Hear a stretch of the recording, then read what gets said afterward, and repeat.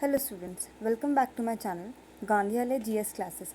जैसे कि मैंने आपको कहा था कि current affair rapid revision series में मैं अब आपको सब्जेक्ट वाइज जितने भी आपके करंट अफेयर हैं उनको कंप्लीट करवाऊंगी।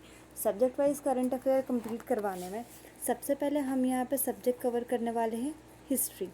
अब हिस्ट्री के लास्ट 1.5 ईयर में जो भी आपके इम्पॉर्टेंट टॉपिक्स हैं, फर्स्ट ऑफ ऑल हम यहाँ पे हिस्ट्री कंप्लीट करेंगे। हिस्ट्री के करंट अफेयर में आपके जो भी इम्पॉर्टेंट टॉपिक्स हैं, जितने भी आपके एग्ज़ाम पॉइंट ऑफ व्यू से इम्पॉर्टेंट है, उनको हम यहाँ कवर करने वाले हैं विद डिटेल स्टडी में। अब इसमें आपका सबसे पहले जो टॉपिक आ जाता है वो बाबा बुदानगिरी से आ जाता है। बुदानगिरी जो भी है प्रोनाउंसिएशन में, आपका सबसे पहले आ जाता है बाबा बुदनगिरी से। अब ये बाबा बुदनगिरी क्या है स्टूडेंट्स, यहाँ पे आपका ध्यान देने वाला एक चीज़ है। बाबा बुदनगिरी जो है, ये Karnataka cabinet panel is to study Baba Budangiri shrine issue. Baba Budangiri एक श्राइन है, बाबा बुदनगिरी एक श्राइन है और जो कर्नाटका में है, तो कर्नाटका कैबिनेट पैनल ने इसको स्टडी करने के लिए, जो इशू है इसको स्टडी करने के लिए कुछ ऐसा आपका निकाला है, आपका पेपर वगैरह कुछ पास किए हैं कि आपको इनको स्टडी करना है। सेकंड पॉइंट अगर आपका इम्पॉर्टेंट है तो ये it is a scared pilgrimage spot in Chikmagalur. आपका ये कहाँ पे, चिकमंगलोर में है आपकी, ये चिकमंगलोर में ये साइट आपकी पाई जाती है। एक पिलग्रिमेज साइट है जो हिंदू और मुस्लिम दोनों कम्युनिटी, आपका हिंदू प्लस मुस्लिम दोनों कम्युनिटीज़ के लिए बहुत ही ज़्यादा इम्पॉर्टेंट साइट यहाँ पे इसको माना जाता है। इसी के नेक्स्ट पॉइंट में अगर हम आ जाएँ, that it is renowned for its shrine to 17th century Sufi saint Hazrat Dada Hayat Kalandar also known as Baba Budan. इनको जो है 17th सेंचुरी में, इसको इस श्राइन को 17th सेंचुरी में हज़रत दादा हयात,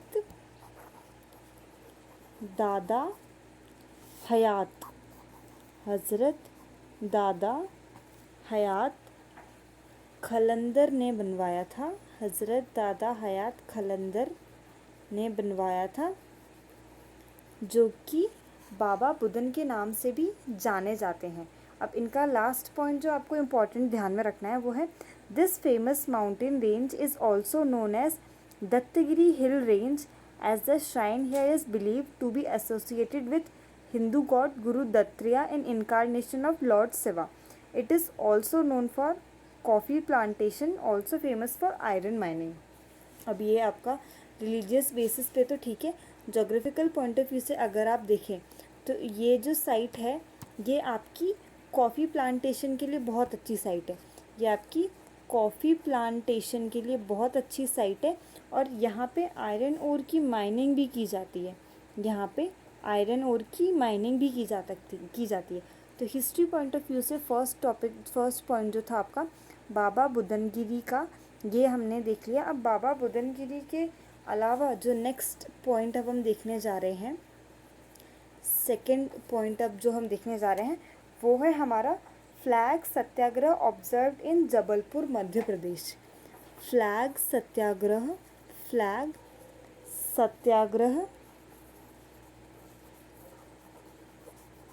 observed in Jabalpur Madhya Pradesh, Jabalpur Madhya Pradesh MP. अब ये किस लिए है, फर्स्ट ऑफ ऑल जो आप में इसमें इम्पॉर्टेंट बात है वो ये जानने लायक है दैट मिनिस्ट्री ऑफ कल्चर के द्वारा इसको 18 जून को ऑर्गेनाइज करा गया था फ्लैग सत्याग्रह जबलपुर में। It is also called the झंडा सत्याग्रह। इसको 18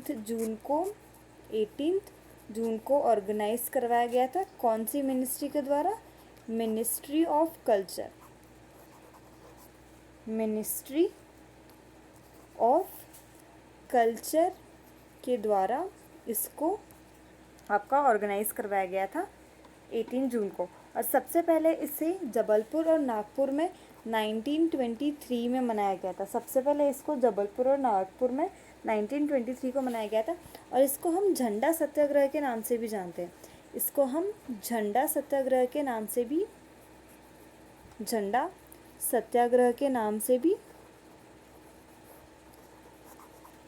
जानते हैं।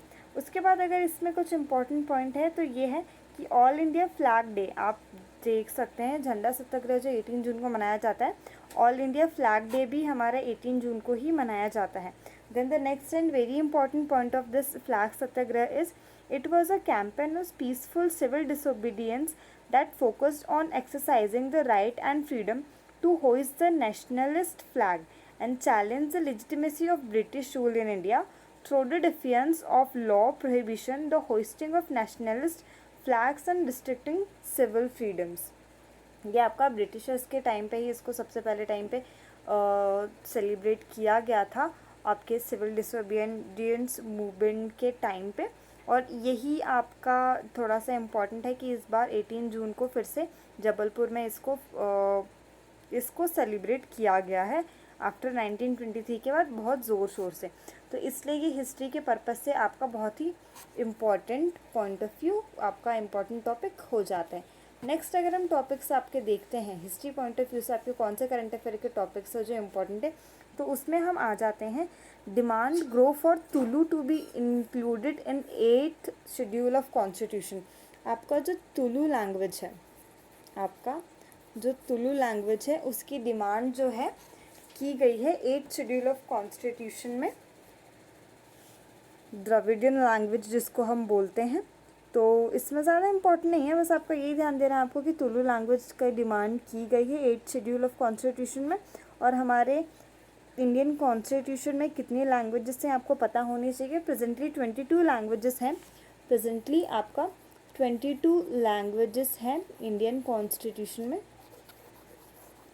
और जो भी है आप ये वाला पॉइंट एक बार यहाँ पे देख लीजिएगा। फिर नेक्स्ट अगर हम आते हैं 4th टॉपिक जो हम हिस्ट्री के हिसाब से आप देखें तो ये आपका आ जाता है copper plate inscription found at Srisailam temple. Copper plate inscription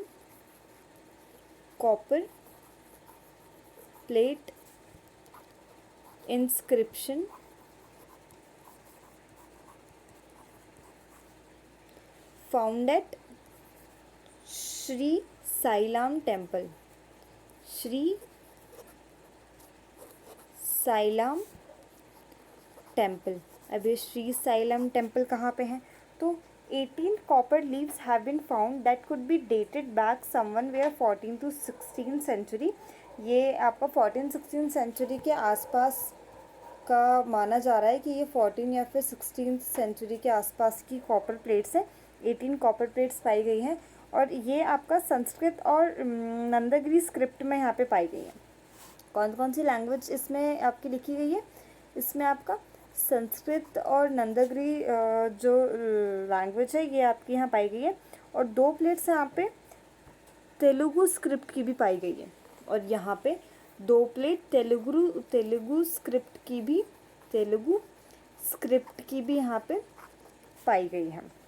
तो ये आपका मेन इंपॉर्टेंट हो जाता है। अब ये जो इम्पोर्टेंट है ये तो आपको पता चल गया current affair history point of view से। अब आपको ये भी देखना है इंस्क्रिप्शन वगैरह का जो साइड है वो आप बड़े अच्छे से कवर कर लीजिएगा क्योंकि उसमें से क्वेश्चंस आपके पूछने के चांसेस हो सकते हैं। नेक्स्ट 4th के बाद हम 5th टॉपिक अगर यहाँ पे आज देखते हैं हिस्ट्री का तो आ जाता है 5th आपका national maritime heritage complex at Lothal Gujarat.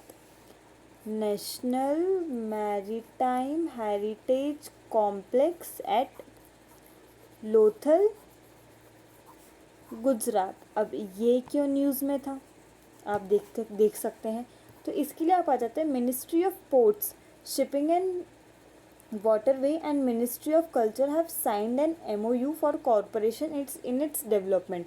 ये जो हमारा नेशनल मैरीटाइम हेरिटेज कॉम्प्लेक्स है इसके लिए 2 मिनिस्ट्रीज़ ने, पहले आपका पोर्ट्स शिपिंग एंड वाटरवे आ जाता है और दूसरी मिनिस्ट्री आपकी आ जाती है मिनिस्ट्री ऑफ कल्चर।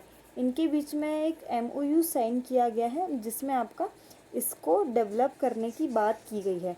अब नेशनल मैरीटाइम हेरिटेज कॉम्प्लेक्स जो है would be developed and an international tourist destination, इसको इंटरनेशनल टूरिस्ट डेस्टिनेशन बनाने की बात की गई है। इंटरनेशनल टूरिस्ट डेस्टिनेशन बनाने की बात की गई है, इसलिए इस बार न्यूज़ में है। और इसकी बहुत यूनिक फीचर ये है कि ये लोथल सिटी का, जो हमारा लोथल सिटी है गुजरात में, उसका रिक्रिएशन किया जाएगा यहाँ पे, और which is one of the prominent cities of the ancient Indus civilisation. अब तक की एंशिएंट इंडस सिविलाइजेशन की ये बहुत प्रोमिनेंट सिटी थी लोथल, इसलिए इसको मिनिस्ट्री ऑफ कल्चर और मैरीटाइम शिपिंग, जो ports and shipping warfare ministry है, इन्होंने इसको रीडेवलप करने की यहाँ पे बात की गई है। स्टूडेंट्स, अब हम यहाँ पे डेली 5 टॉपिक्स जो रहेंगे सब्जेक्ट वाइज डेली कवर करेंगे, जिससे आपको हेल्प मिलती रहेगी कि आपको पर सब्जेक्ट्स के कौन से टॉपिक के अराउंड आपको सारी चीज़ें अच्छे से कवर करनी है। Thank you students and have a nice day. इसी तरह आप यहाँ पे आते जाइएगा, मैं आपको हमेशा डेली आपको कुछ ना कुछ इम्पॉर्टेंट ऐसी चीज़ बताती जाऊँगी जो आपके एग्ज़ाम पर्पज़ के लिए बहुत इंपॉर्टेंट रहेगा और आपको भी बहुत हेल्प करेगा।